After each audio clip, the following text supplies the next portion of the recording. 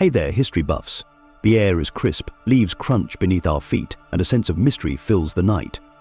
Halloween is just around the corner, but have you ever wondered how this magical evening came to be? In today's adventure, we're embarking on a thrilling journey through over 2,000 years of history to uncover the origins of Halloween. We'll travel back to the ancient Celtic festival of Samhain, explore how Roman traditions added new layers to the celebration, see how Christianity transformed and adapted these customs, and discover how Irish and Scottish immigrants brought their cherished traditions to America. Along the way, we'll reveal some fascinating facts that might make you see Halloween in a whole new light. So grab your favorite treat, settle in, and let's dive into the captivating history of Halloween together. Hello and welcome to History of Life, where we relive history's greatest moments and the eras in between.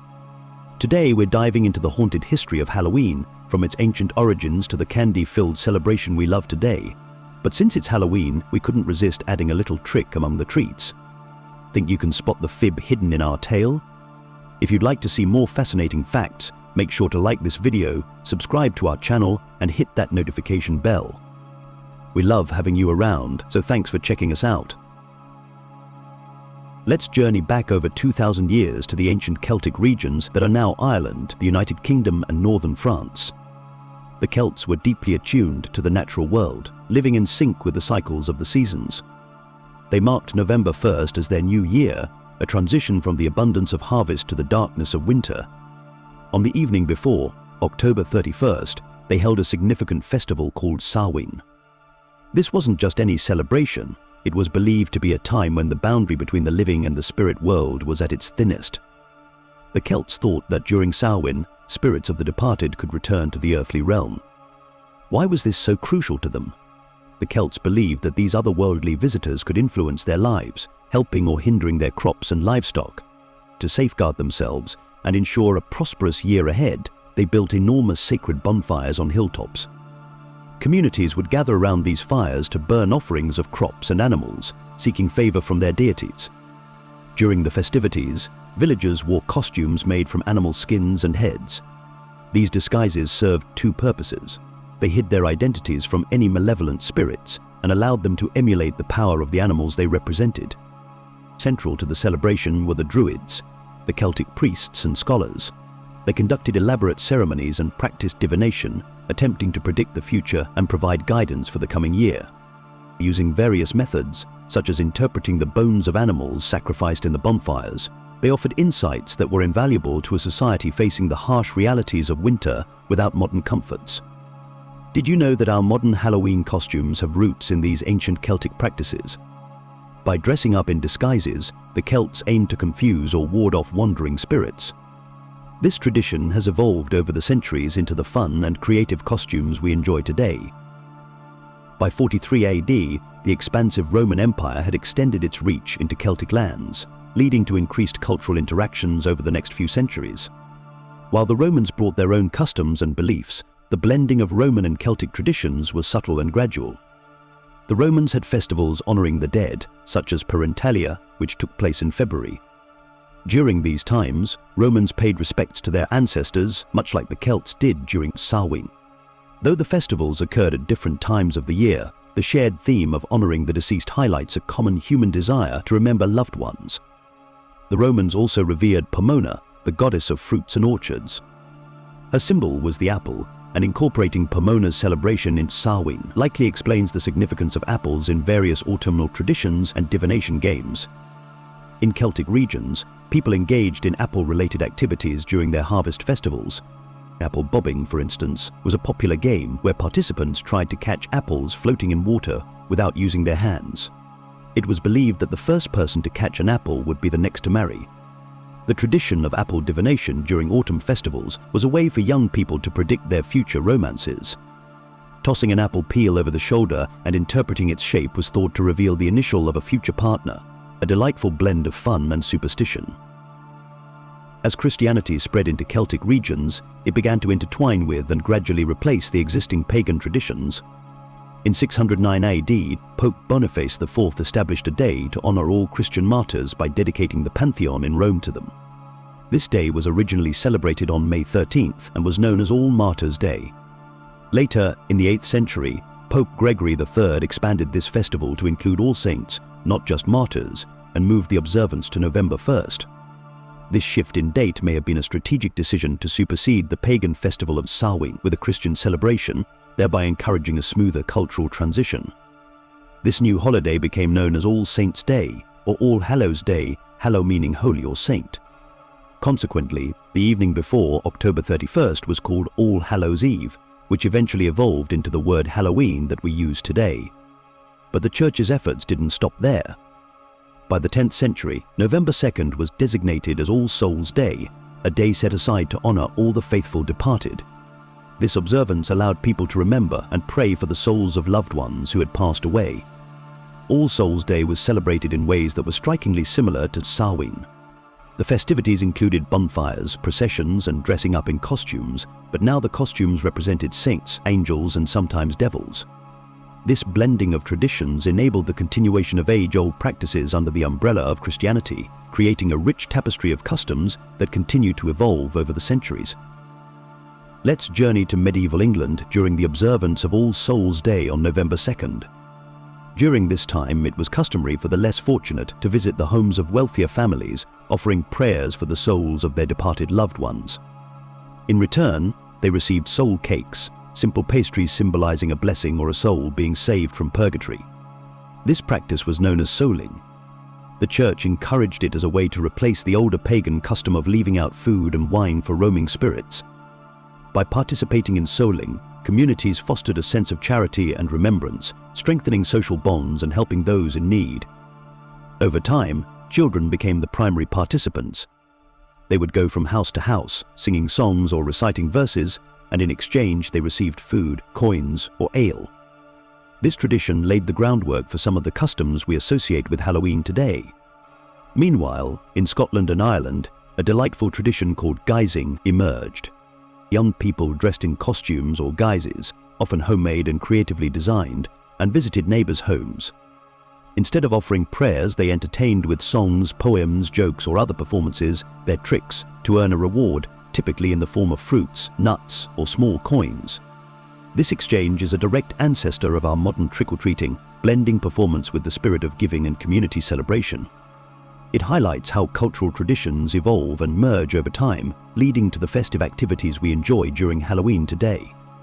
The term trick-or-treat didn't become common until the 1920s and 1930s in North America. While the phrase was new, the custom of dressing up and visiting neighbors for treats has been around for centuries. Are you having fun unraveling the mysterious roots of Halloween? Up next, we'll dive into the Legend of Stingy Jack, and we'll uncover how Irish and Scottish immigrants brought their eerie customs across the ocean, transforming Halloween into a uniquely American celebration filled with trick-or-treating and haunted festivities. And remember, somewhere in our tale, a sneaky little trick is hiding among the treats. Have you spotted the false fact yet? If you're enjoying this video, we hope you can hit that like button and subscribe to our channel so we can share more captivating history tidbits with you. No Halloween celebration feels complete without the glowing grin of a jack-o'-lantern lighting up the night. But have you ever wondered where this enchanting tradition began? Legend tells of a man known for his cunning and sly nature. He managed to trick the devil himself on multiple occasions, securing his own interests through clever deals. However, when Jack's time on Earth came to an end, his actions caught up with him. Denied entry into heaven because of his misdeeds and refused by the devil who held a grudge, Jack was left with nowhere to go.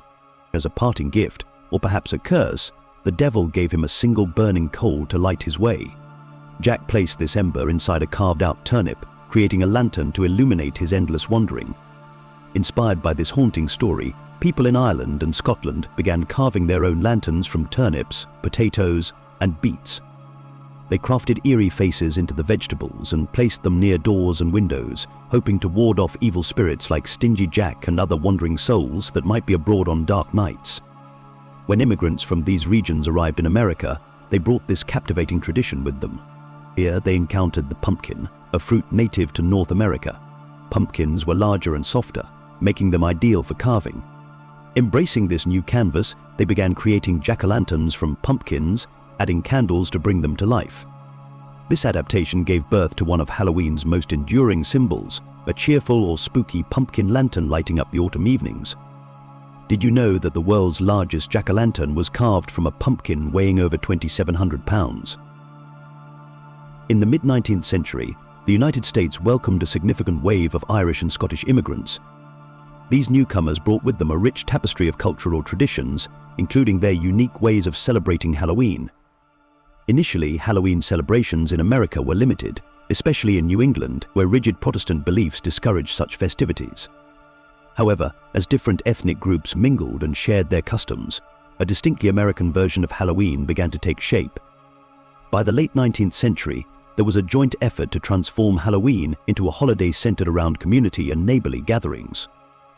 This shift aimed to steer the focus away from superstition and mischief, making the celebration more family-friendly. Activities included harvest festivals, parties and games, fostering a sense of unity and joy. During this era, fortune-telling and divination became popular Halloween activities, especially among young adults curious about their romantic prospects. One common practice involved gazing into a mirror in a dimly lit room and saying the word Halloween 3 times, hoping to catch a glimpse of their future spouse's face.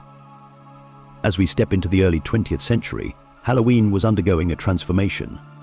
Despite community efforts to emphasize friendly gatherings, the holiday often saw a surge in mischief and pranks, sometimes leading to property damage and concerns among residents.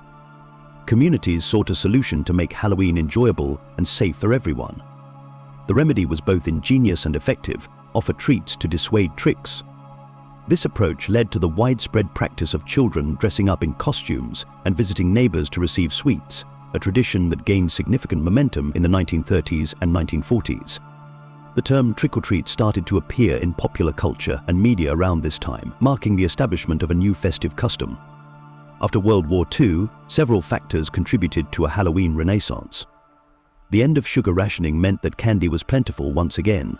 Coupled with the baby boom and the rise of suburban neighborhoods, Halloween found the perfect setting to thrive.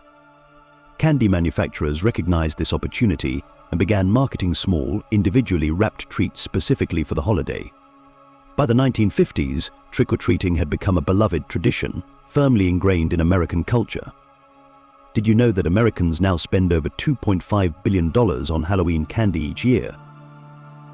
As we venture into the late 20th century, Halloween's eerie charm has profoundly influenced movies, television, and literature. A pivotal moment came with the release of John Carpenter's Halloween in 1978, introducing the world to the haunting figure of Michael Myers. This groundbreaking film not only thrilled audiences, but also cemented Halloween's association with the horror genre, inspiring a multitude of sequels and slasher films that followed. Television embraced the spooky spirit of the season as well. Shows like The Simpsons have made Halloween specials a beloved annual tradition. Their Treehouse of Horror episodes, which began airing in 1990, delight viewers with their blend of humor, satire, and spooky storytelling, parodying famous horror tales and exploring imaginative, eerie scenarios. Halloween has also blossomed into a major event for adults, becoming a celebration that extends far beyond children's trick-or-treating. Across the country, people participate in costume parties, visit haunted houses, and adorn their homes with intricate decorations. The holiday has evolved into a month-long festival of all things mysterious and fun, with communities hosting events that invite everyone to join in the revelry. From themed social gatherings to city-wide festivals, Halloween offers adults a chance to express their creativity and embrace the festive atmosphere. The Village Halloween Parade in New York City is one of the largest Halloween celebrations in the world. Each year, it features tens of thousands of costume participants and attracts over 2 million spectators, all coming together to celebrate the spirit of Halloween with incredible artistry and enthusiasm. As we've journeyed through the centuries, we've witnessed how Halloween has transformed from the ancient Celtic festival of Samhain into the lively and diverse celebration we know today. Over time, it has absorbed and blended traditions from various cultures, reflecting a rich mosaic of customs and beliefs. From the sacred bonfires and rituals of the Celts to the influences of Roman festivals, the adaptations by the Christian Church, and the cherished practices brought by immigrants to new lands, Halloween has continuously evolved. Each generation and community added their own unique touch, creating a tapestry of traditions that span continents and eras. So, this Halloween, as you immerse yourself in the spooky fun, take a moment to appreciate the long journey this holiday has taken. Thank you for watching History of Life. We hope you enjoyed this trip down memory lane. By the way, here at History of Life, we're always striving for perfection. Do you have any feedback on how we can improve?